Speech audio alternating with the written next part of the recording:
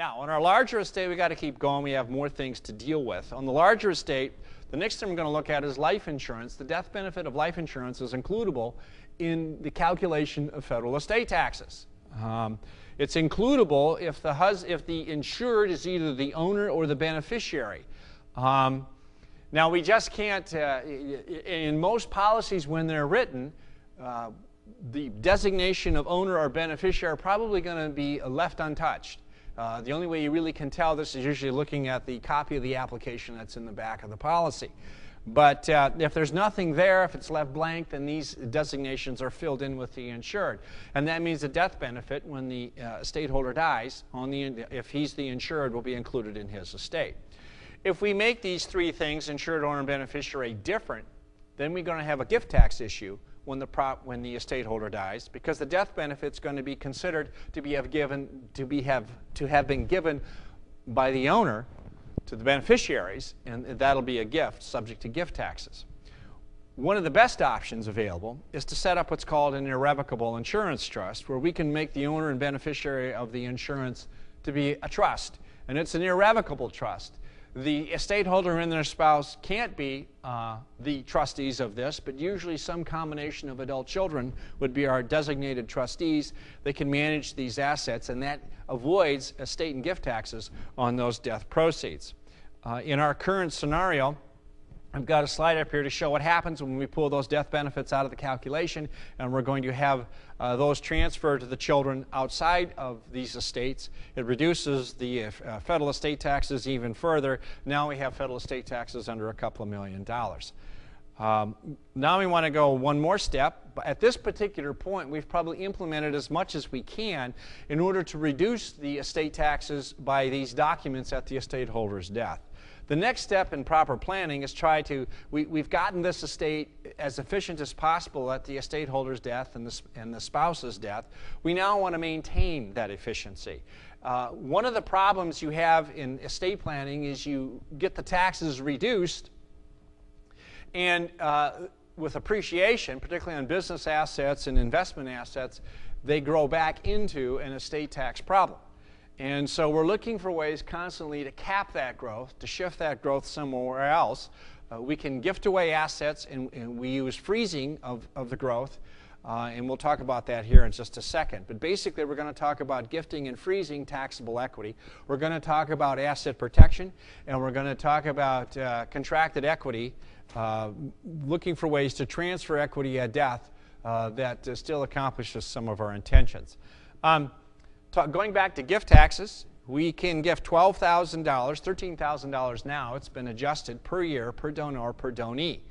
That means that a parent could give $13,000 to each one of 4 children. They can do that per year.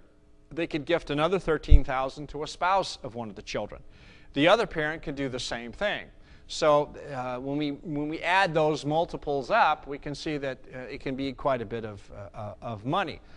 One caution is that you can get into a lot of problems when you include in-laws.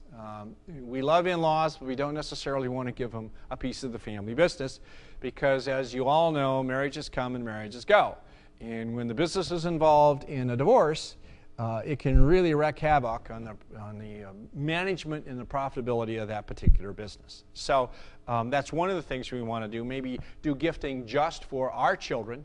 And then we can do those amounts, $26,000 essentially, to each one of 4 children, which is $104,000 that we can transfer from the parents to the children each year. Now the problem is that cash is the good stuff. That's always the hard stuff to find. What we'd like to do is find ways of transferring these assets and divide up that going business concern. We want to keep the cash. And the problem is we've got a multi-million-dollar business, and we'd like to find a way to gift it away and still be able to retain the cash in its income. One of those techniques is freezing. It's called freezing the estate equity. And what we do here, I've got a graph up here that kind of shows how we do this. We would a lot of times set up a business entity, and what we're going to try to do is find a way to give shares to the parents that do not appreciate, that don't grow, but they do have income to them, much like preferred stock. And then we're going to look for a way to transfer to children what we would probably call common stock, stock that has a growth factor to it, but doesn't necessarily have a lot of income. A lot of times parents want to control the business, and there's been quite a bit of regulation on how much control. They really have to kind of equalize the control. But the process, if we give all of the growth to the children and keep the income, the graph here, the red line, shows how even though the asset itself, the business, keeps growing, the yellow line shows what the parent's taxable equity is, and it shows that the difference, the growth between those two, accrues to the children, so when the parents die, it doesn't get taxed. In doing this, we tend to favor limited liability companies over corporations and family limited partnerships, just because there's an asset protection feature to this. The limited partnership and limited liability company not only allow us income tax similar to the individual, we avoid corporate income tax, and it allows us multiple types of shares, shares that have income versus shares that have growth, but it also is going to protect the assets from outside creditors. Particularly with the limited liability company, we can manage the assets, but we can avoid a particular creditor of a particular shareholder, such as one of the children, say in a divorce, or if they're in some sort of personal injury type situation, or a judgment creditor. The family shares in the family business are beyond lien or levy by outside creditors.